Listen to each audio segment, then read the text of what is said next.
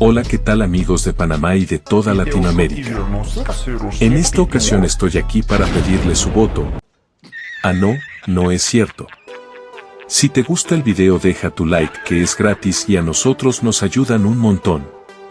¿Sabían ustedes que el peaje más barato por atravesar el Canal de Panamá fue de 0.36 centavos? Yo sé que algunos lo sabían, los que somos de Panamá alguna vez tuvimos que haberlo escuchado, pero no recordamos quién es.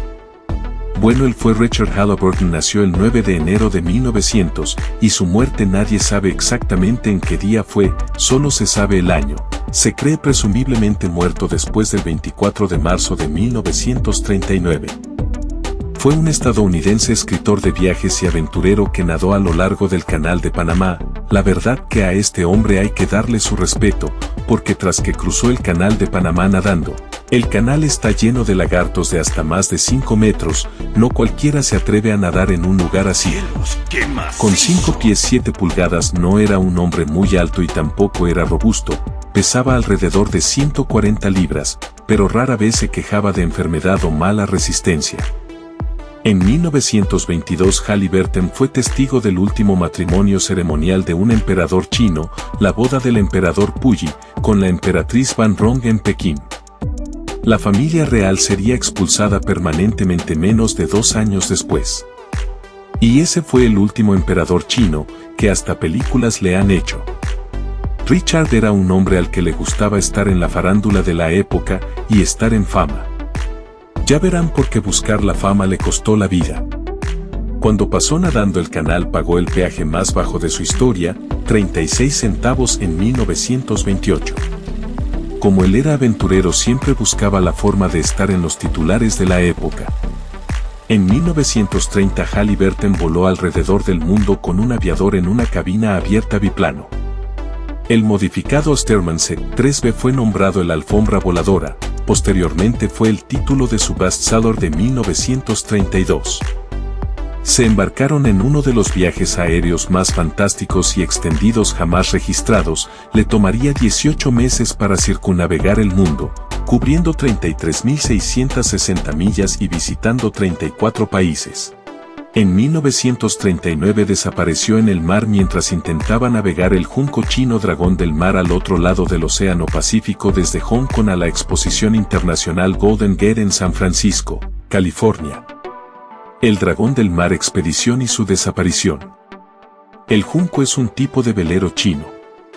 El 23 de septiembre de 1938, Halliburton abordó el SS Presidente Coolidge con destino a Hong Kong. Desde Hong Kong tenía la intención de navegar un junco chino al otro lado del Océano Pacífico a San Francisco. El junco, llamado el Dragón del Mar, era esencialmente un junco de estilo Wentworth, de 75 pies, 23 metros, de longitud, modificada según las especificaciones de Halliburton y construida en los astilleros de Kowloon. Su popa estaba adornada con un dragón colorido, su casco interior estaba equipado con un motor diésel. El Dragón del Mar, un símbolo dramático, iba a ser una atracción en la Exposición Internacional Golden Gate en San Francisco. Allí, después de su viaje de 3 meses a través del Pacífico, atracaría. Según el primo hermano de Halliburton, a quien visitó en 1938, el viaje estaba destinado, en parte, a renovar el interés en Halliburton, cuya fama en ese momento estaba en declive. Por eso les dije que en la búsqueda de estar en fama le costaría la vida. A pesar de tener un interés en las embarcaciones de vela desde la infancia, Halliburton tenía poca experiencia práctica de navegación. Buscando un liderazgo capaz, contrató al veterano marinero llamado John Wanmac Walsh. No encontré fotos de su capitán ni del resto de la tripulación. El cocinero que estaba en la primera tripulación se retiró del viaje, por lo que eso le salvó de perderse en el océano también. Después de inspeccionar una serie de juncos a lo largo de la costa de China, encontrando que la mayoría era demasiado cara o totalmente inaccesible, Halliburton decidió construir un junco. Aunque tardó menos de 6 semanas en completarse, su construcción estuvo marcada por sobrecostos, retrasos, errores de ingeniería y lo que Halliburton percibió como los hábitos de trabajo primitivos de los carpinteros chinos. Mientras que la expedición Dragón del Mar fue financiada en parte a través de suscripciones pagas. La financiación principal e inmediata provino de los parientes ricos de Halliburton. Antes de la partida parecía que el destino le estaba advirtiendo.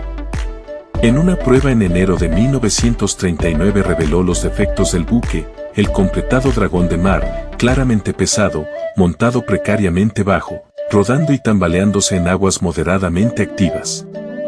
Sin embargo, el 27 de enero, Halliburton aseguró a sus suscriptores que la cubierta seca de la nave indicaba su flotabilidad e implícitamente su navegabilidad. Sin embargo, para mejorar su estabilidad, supuestamente se vertieron 10 toneladas de lastre de concreto en su casco. Muchos observadores pensaron que el pesado motor diésel, que liberaba humos, estaba fuera de lugar a bordo de un barco que tradicionalmente navegaba lo suficiente sin asistencia mecánica. El primer intento de viaje en febrero se vio obligado a regresar el día 14 después de una semana en el mar, debido a una enfermedad entre la tripulación. Por razones médicas, Potter y no era Harry era uno de los tripulantes que se quedó atrás después del fallido primer viaje del Junco. Además del mal desempeño del Junco en mares agitados, el intento de febrero fue abortado debido a una lesión sufrida por Potter que se lesionó mientras navegaba. Potter, Tory y el cocinero no hicieron el viaje. El propio Halliburton sufría de una erupción cutánea, el resultado tal vez de una alta ansiedad y agotamiento nervioso. Días antes del primer intento de cruce, Moon y otro tripulante se rompió un tobillo después de caer por una escalera. Si notamos todas estas casualidades, parecía que algo les advertía del viaje. Halliburton envió 4 cartas a los suscriptores de Hong Kong entre el 20 de noviembre de 1938 y el 16 de febrero de 1939. El quinto, prometió, sería enviado desde Medway Island. Rápidamente reparado y recuperado, el Sea Dragon dejó el puerto una vez más el 4 de marzo de 1939. Las primeras semanas del viaje no tuvieron incidentes, fueron según lo planeado. La calamidad golpeó el 23 de marzo, 3 semanas en el mar, cuando el barco se dirigió a un tifón aproximadamente 1200 millas al oeste de Midway, donde debía llamar el 3 de abril. El barco amigable más cercano al Junco era el transatlántico Presidente Coolidge, 400 millas de distancia, y el mismo luchando contra enormes mares. Se suponía que estaba en camino de encontrarse con la asediada nave. Entre los mensajes de radio que el transatlántico recibió del capitán Belch del Junco fue, irónicamente alegre, tener un tiempo maravilloso. Ojalá estuvieras aquí en lugar de mí. Como señaló el Coolidge, las olas durante esos momentos terribles se estimaron en 40 pies o 12 metros de altura. El siguiente mensaje fue diferente: Southerly Gale. Escuadrones de lluvia pesada. Alta mar. Barómetro 29.46. Curso verdadero 100. Velocidad 5.5 nudos. Posición 1200 GCT 31.10 norte 155 este. Todo bien. Cuando más cerca podemos aprovechar su buscador de dirección. Saludos Belch. Ese fue el último mensaje escuchado del Junco. Hasta entonces, Halliburton se había mantenido en contacto regular, aunque esporádico, con estaciones de radio y transatlánticos del Océano Pacífico. Al principio, la Guardia Costera de Hawái retrasó la búsqueda del barco desaparecido, posiblemente pensando que Halliburton organizó su desaparición como un truco publicitario. Después que el Dragón del Mar tenía una semana de retraso para llamar a Midway, el 10 de abril, los amigos solicitaron a la Guardia Costera que enviara un barco de búsqueda. El yugoslavo carguero, SS Resina, fue el primero en llegar a la última posición reportada de Dragón del Mar, 16 de abril. Más tarde en mayo, una extensa búsqueda de la Marina de los Estados Unidos con varios barcos y aviones exploradores, recorriendo 152.000 millas cuadradas en el transcurso de muchos días. No se encontró ningún rastro del Junco o la tripulación, y el esfuerzo terminó. Para junio, la madre de Halliburton abandonó la esperanza de que lo encontraran vivo.